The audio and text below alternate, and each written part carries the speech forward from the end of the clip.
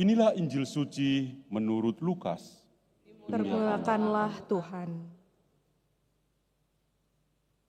Sekali peristiwa, datanglah beberapa orang kepada Yesus dan membawa kabar tentang orang-orang Galilea yang dibunuh oleh Pilatus dengan darahnya dicampurkan dengan darah kurban yang mereka persembahkan. Maka berkatalah Yesus kepada mereka, "Sangkamu orang-orang Galilea itu lebih besar dosanya daripada dosa semua orang Galilea yang lain? Karena mereka mengalami nasib demikian? Tidak, kataku kepadamu, tetapi jikalau kamu tidak bertobat, kamu semua pun akan binasa dengan cara demikian. Atau sangkamu ke-18 orang yang mati ditimpa menara dekat Siloam lebih besar kesalahannya daripada semua orang lain yang ada di Yerusalem? Tidak, kataku kepadamu, tetapi jikalau kamu tidak bertobat, kamu semua pun akan binasa dengan cara demikian." Kemudian Yesus mengatakan perumpamaan ini kepada mereka. Ada seorang mempunyai sebatang pohon ara yang tumbuh di kebun anggurnya. Ia datang untuk mencari buah pada pohon itu, tetapi tidak menemukannya. Maka berkatalah ia kepada pengurus kebun anggur itu, "Sudah 3 tahun aku datang untuk mencari buah pada pohon ara ini, namun tidak pernah menemukannya. Sebab itu tebanglah pohon ara ini. Untuk apa pohon ini hidup di tanah ini dengan percuma?" Pengurus kebun itu menjawab, "Tuan, biarkanlah dia tumbuh setahun ini lagi. Aku akan mencangkul tanah sekelilingnya dan memberi pupuk kepadanya.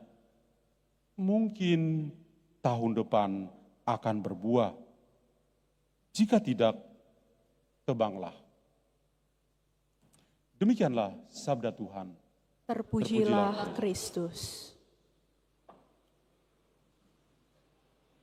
Ibu bapak, saudari-saudara terkasih, anak-anak remaja, anak-anak muda yang saya kasih dalam Kristus.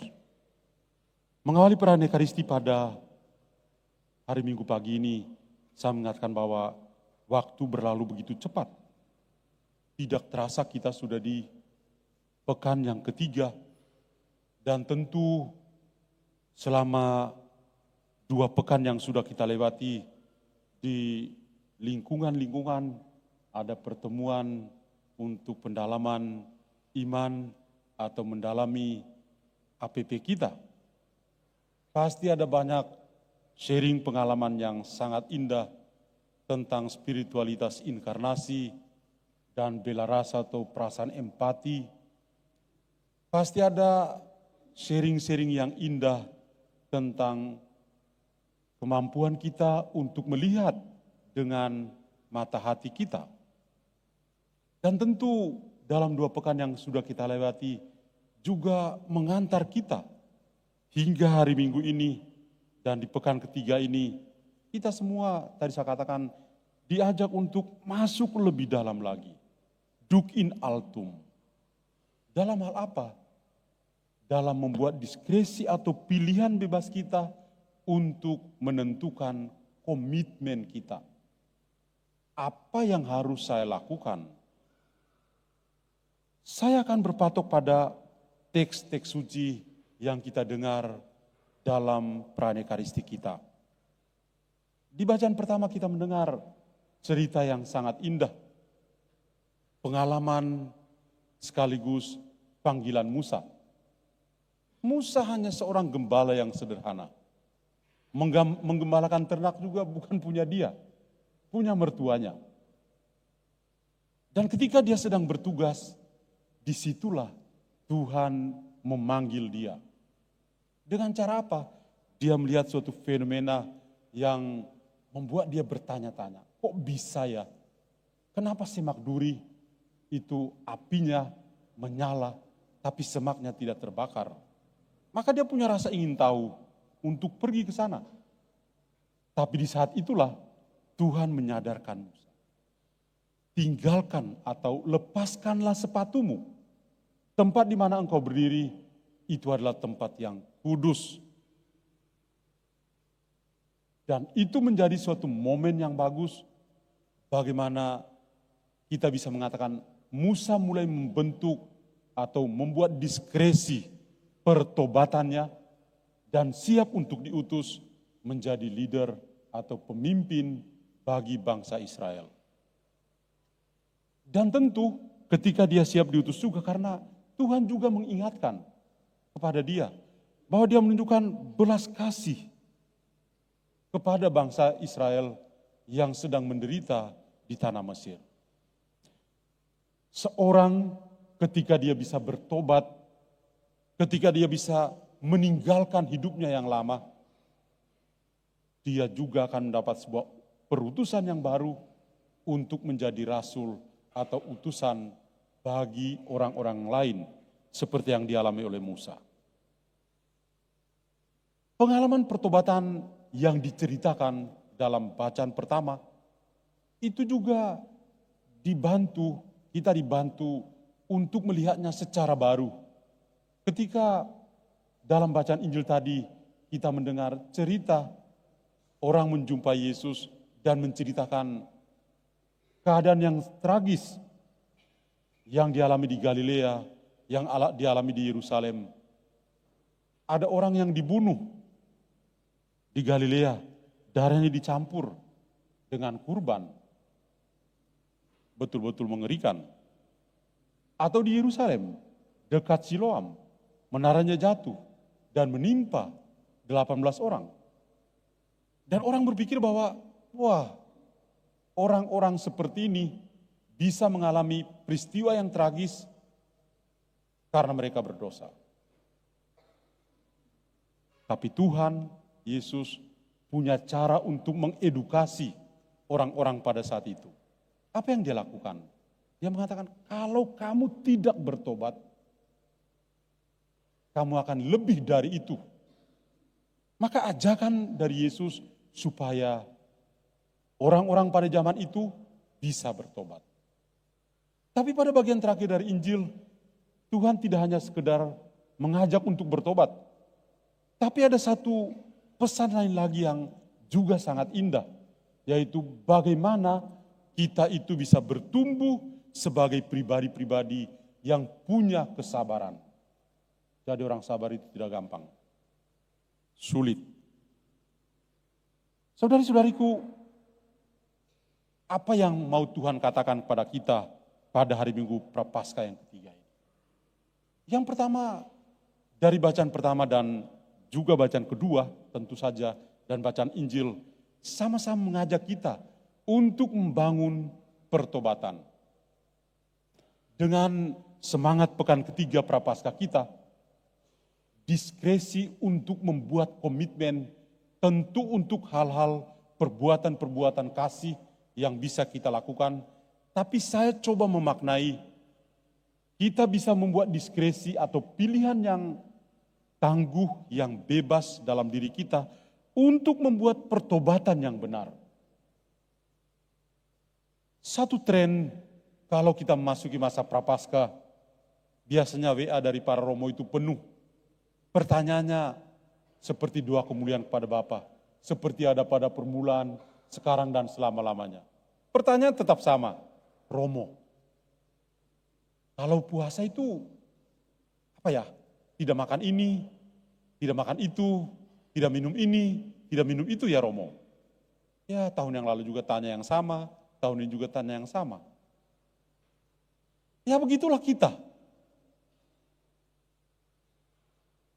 Kalau yang namanya kita membangun pertobatan, pertobatan itu kita berusaha untuk tidak mengulangi lagi. Kalau saya bermetanoia, saya melakukan suatu transformasi yang radikal, saya jalan, ada lubang di situ dan saya sudah terantuk. Kali berikutnya saya tidak akan melewati jalan yang sama. Paus Fransiskus mengajak kita dalam Laudato Si untuk membangun sebuah pertobatan ekologis. Kita perlu mengaku dosa di hadirat Tuhan, mengaku dosa di hadapan saudara-saudara kita dan di alam semesta. Kenapa?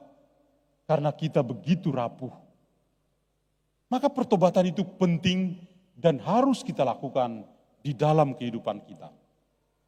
Kalau Musa itu diingatkan dalam bacaan pertama, supaya bisa berusaha melepaskan sepatu yang dia kenakan itu kan selalu berhubungan dengan debu, berhubungan dengan kotoran.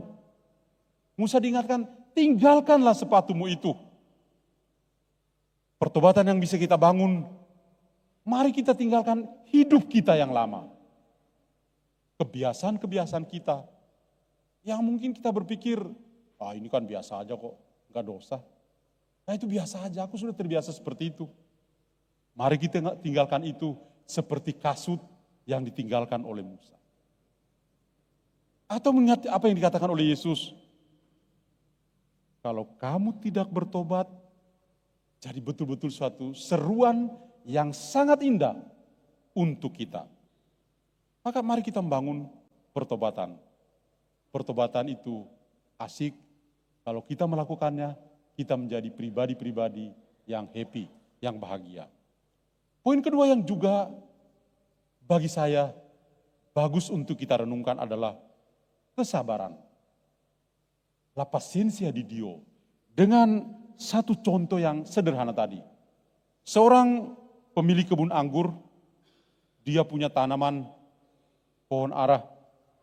Dia datang mau petik buah pohon ara, enggak ada buahnya.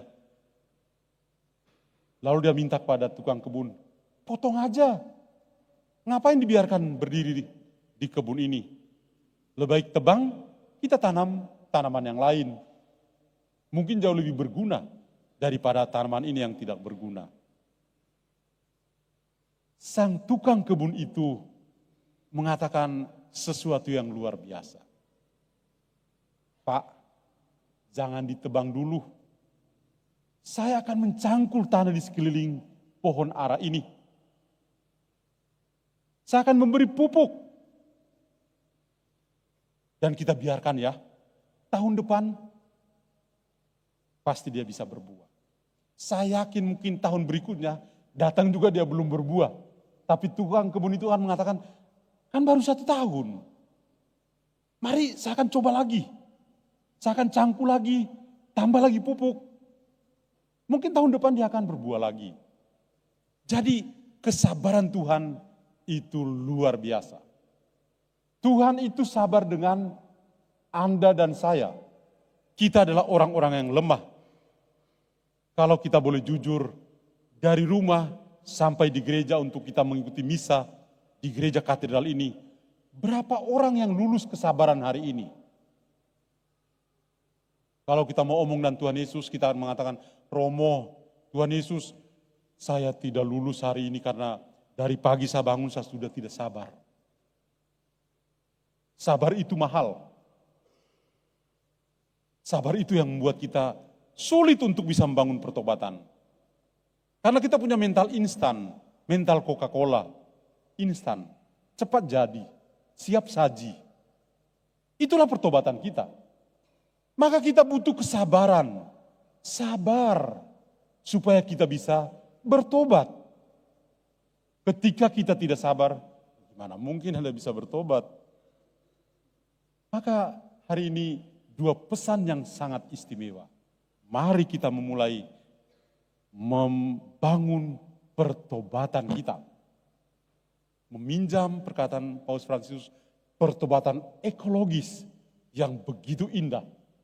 Dan yang kedua, kita memupuk kesabaran kita. Karena kalau kita tidak sabar, bagaimana kita bisa bertobat? Tuhan memberkati kita semua. Amin.